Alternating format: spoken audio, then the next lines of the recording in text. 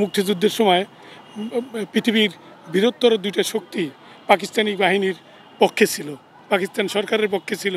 সেই আমেরিকা, মার্কিন যুক্তরাষ্ট্র এবং চীন, গণচীন, সেই দুইটি ভেটো পাওয়ারের লোক, তারা তাদের সাপোর্টও ছিল। মুক্তিযুদ্ধের পরপর যে শহীদ হয়েছে প্রচুর মানুষ, সেখানে এই 30 লক্ষ লোক শহীদ হয়েছে, 3 লক্ষ মা বোনের ইজ্জত গেছে, আমাদের অর্থনীতি ভঙ্গুর ছিল, সমস্ত কিছু ধ্বংস হয়ে গেছে।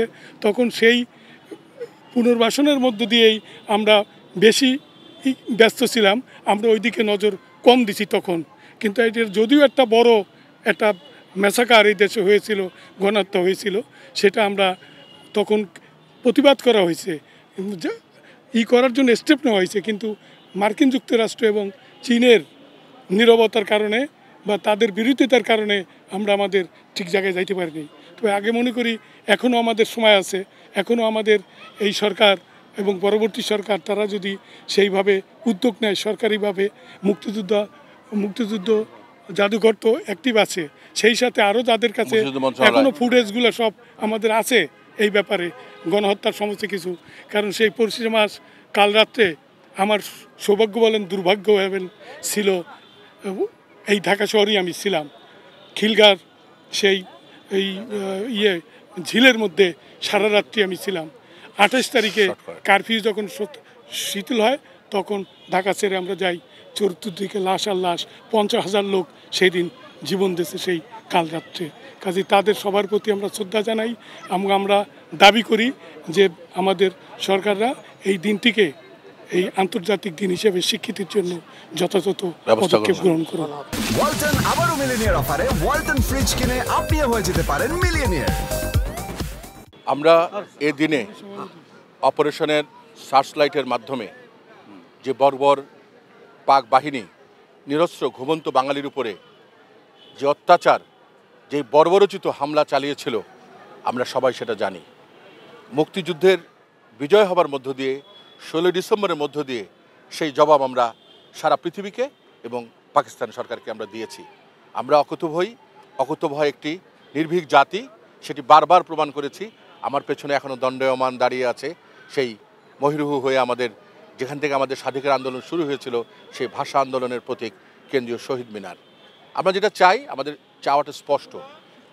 আমাদের অনেক অভ্যুত্থানের মধ্যে হয়েছে, আমরা কয়েকদিন আগে একটা অভ্যুত্থান পেয়েছি, তার আগেও 90 অভ্যুত্থান হয়েছে। সব কিছুর মূলেই রয়েছে মুক্তিযুদ্ধের বঞ্চনা। বৈষম্যহীন যে সমাজ প্রতিষ্ঠার কথা হয়েছিল যে মুক্তিযুদ্ধের মধ্য দিয়ে, সেই সমাজ কখনোই কোনোভাবেই সেইভাবে সার্বিকভাবে প্রতিষ্ঠা হয়নি। সেই কারণেই বারবার মানুষ, এ জাতি বাঙালি বঞ্চিত হয়েছে। সেই বঞ্চনার কারণে, ক্ষোভের কারণে, কষ্টের কারণে বারবার তারা ঘুরে দাঁড়িয়েছে, বারবার তারা আন্দোলন করেছে, সংগ্রাম করেছে।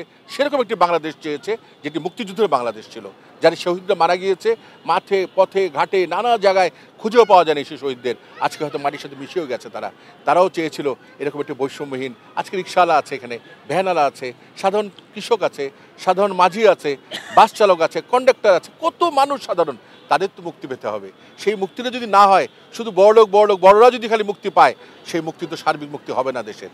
তা আমরা মনে করি বাংলাদেশ গণসংহতি সমন্বয় পরিষদের পক্ষ থেকে বাংলাদেশের সার্বিক মুক্তি প্রয়োজন। সেই সার্বিক মুক্তির জন্য যারাই আন্দোলন করবে, যারাই দেশের দায়িত্ব নেবে, সেই চিন্তা থেকে মাথায় রেখে যদি দেশকে গড়তে পারে, তাহলেই সোনার বাংলাদেশ আমরা যেটা চেয়েছিলাম, আমাদের যারা শহীদ, যারা পূর্বসূরি রক্ত দিয়েছিল দেশকে স্বাধীন করবার জন্য, তাদের আত্মার শান্তি পাবে এবং তারা সত্যিকারেরভাবে এদেশের প্রতি আমাদের যে ভালোবাসা, বঞ্চনা তারা স্বীকার করেছিল, সেই বঞ্চনার জবাব তারা পাবে।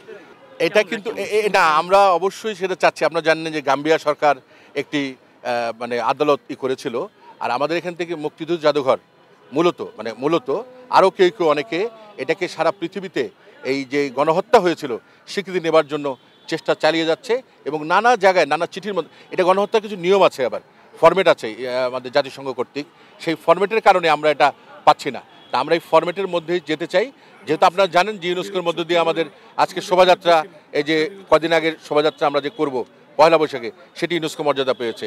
21-এর যেই চেতনা আন্তর্জাতিক মাতৃভাষা রূপে সারা পৃথিবীতে সমাদৃত হয়েছে। একে কিন্তু আমাদের অনেক কিছুই আমরা যেটা অর্জন, সেই অর্জনগুলোকে আমরা নিয়ে যেতে পারছি বিশ্ববাসীর কাছে। আশা করি এক সময় এই গণহত্যাও স্বীকৃতি পাবে এবং নিশ্চিতভাবে জাতীয় গণহত্যা দিবস হবে, এটাকে আমরা পালন করতে পারব। স্বীকৃতির একটা ব্যাপার আছে যে জন্য হচ্ছে না। খবরের কাগজ, নিখাত, নির্ভীক, নিরপেক্ষ।